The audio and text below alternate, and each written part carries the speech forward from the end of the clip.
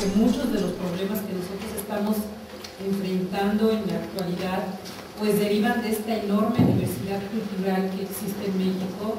Contamos con 83 lenguas indígenas en el país, si vemos lenguas más dialectos, y curiosamente pues en las universidades no se enseña ninguna lengua indígena, nos enseñan muchísimo más el inglés.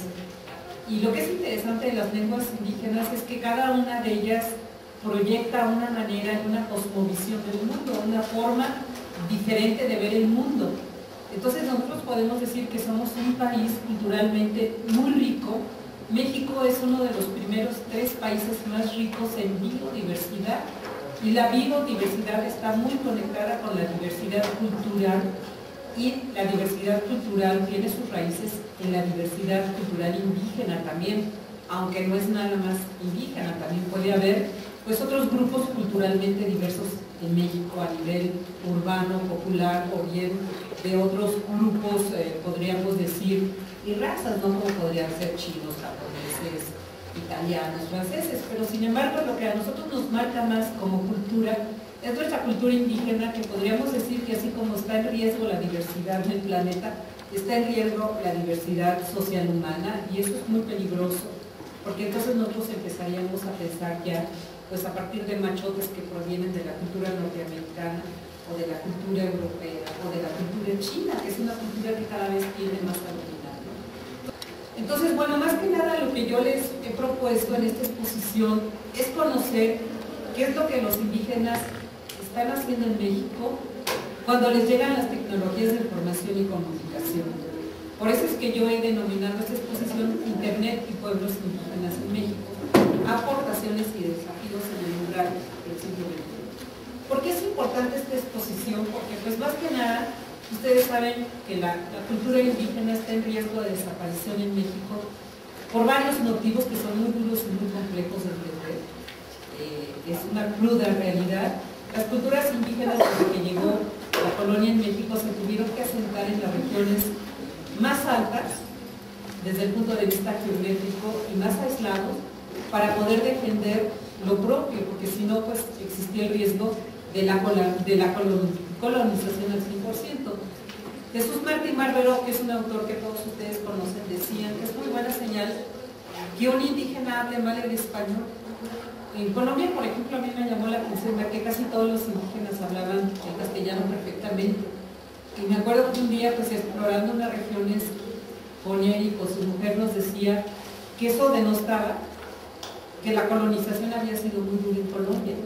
Y en cambio en México, cuando ustedes escuchan hablar indígenas mal español, dicen qué bueno, porque eso quiere decir que hablan sus lenguas. Y hay muchos indígenas que hablan 2 o 3 lenguas y que muchas veces hablan inglés por la cuestión de las migraciones mejor que el español. Entonces, yo creo que son como parámetros que nos van haciendo ver cómo está la situación en relación a los pueblos originarios también en el mundo. Y es que hay un despertar muy grande, o sea, al mismo tiempo que estos pueblos se están destruyendo y se están aniquilando, y junto con ellos se está aniquilando un saber y un conocimiento ancestral de siglos, en donde puede radicar la solución a muchas enfermedades y al deterioro ambiental. Al mismo tiempo hay una conciencia de pueblos originarios en todo el mundo que es impresionante, de indígenas de Canadá, de indígenas de Estados Unidos. En Estados Unidos, por ejemplo, ya nada más queda 1 millón.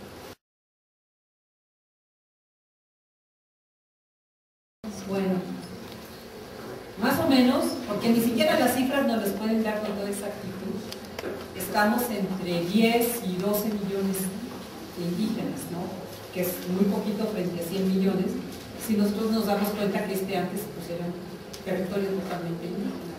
O sea que todas estas culturas están tendiendo a la desintegración y a la desaparición. Entonces, bueno, yo la pregunta que me hice cuando llegaron las nuevas tecnologías, yo quería realmente ver algo en lo que México estuviera haciendo cosas muy creativas, muy productivas y muy innovadoras. Entonces, así como les decía, leí de esos famosos libros de Janet, de nuevas tecnologías que yo escribí cuando hice mi tesis de maestría, pues estaba un poco cansada de ver toda la historia de las industrias y de ver que México pues estaba muy al final de todas esas industrias, y de que Carlos Slim es el hombre de los hombres más ricos de América Latina, si no es que el más rico, pues me parecía una cosa terrible que Telmex nos cueste tan caro a todos nosotros, que Televisa tenga un monopolio. Y yo decía, es que todo el tiempo voy a estar hablando siempre de lo mismo porque las cosas no van a cambiar. Entonces México va a aportar muy poco en innovaciones tecnológicas de punta, porque el país invierte muy poco en investigación y desarrollo, no porque no tengamos la capacidad, sino porque si el gobierno invirtiera realmente lo que otros países invierten, invierte menos del 1% del Producto Interno Bruto, mientras que hay otros países que están invirtiendo entre el 3 y el 7%, que son los que realmente están más avanzados. Entonces dije, mientras no queramos nosotros hacer investigación de punta, vamos a estar en la cola de León y estar hablando y escribiendo siempre, constantemente, de todo lo que fracasa en el país, pues ya eran muchos años del mismo tono, ¿no? Entonces yo dije, yo quiero hablar de lo que sí está funcionando y voy a ir a ver y a recorrer y ver experiencias, a ver quién está haciendo cosas novedosas, ¿no? Y bueno, me tocó hacer un viaje a Oaxaca, casualmente, y ver que se estaba haciendo un video muy interesante por ahí del año de 1994 y 95. Contacté a un centro de video indígena que había formado lo que es la CDI, la Comisión para el Desarrollo de los Pueblos Indígenas, y pues estuve curioseando muchos videos que alguna vez de mi vida me había imaginado que existieran, ¿no? Y entonces se me abrían unas ventanas increíbles frente a una creatividad inimaginada. Y yo dije, oye, pues qué maravilla que las comunidades estén trabajando con tanta libertad, con tanta creatividad, con tanta innovación. Y bueno, nada más para decirles que estaba este centro de video indígena en Oaxaca, había otro en Yucatán, había otro en Michoacán y había otro en Sonora. Actualmente, Xochitl Gálvez se encargaron de darnos de baja, ya no existen. Pero se quedó la escuela de producción de video indígena. Y hay muchas ONGs que retomaron y que están ayudando a las comunidades a hablar de todo esto. Y mi postulado era, si han hecho un trabajo tan interesante en video, lo van a hacer igualmente interesante en internet, y lo van a hacer igualmente interesante en fotografía digital. Entonces me puse a investigar desde 1995 hasta la fecha, porque la investigación continúa, es una investigación que, como les decía, se está desarrollando en la UNAM. Y pues que cada vez es más interesante meterte al fondo de todo este trabajo que está desconocido, ¿no? Entonces, bueno, yo les voy a presentar todo esto que está pasando en el mundo indígena desde el ámbito de la comunicación, porque yo no soy antropóloga, soy comunicóloga. Y por otro lado, lo que me interesaba desde el punto de vista, como tengo entendido que la mayoría de ustedes son de ciencias de la comunicación, yo quería una teoría de la comunicación y una metodología de la comunicación que me ayudara a entender qué estaba pasando con todo esto que estaba descubriendo como un mundo maravilloso.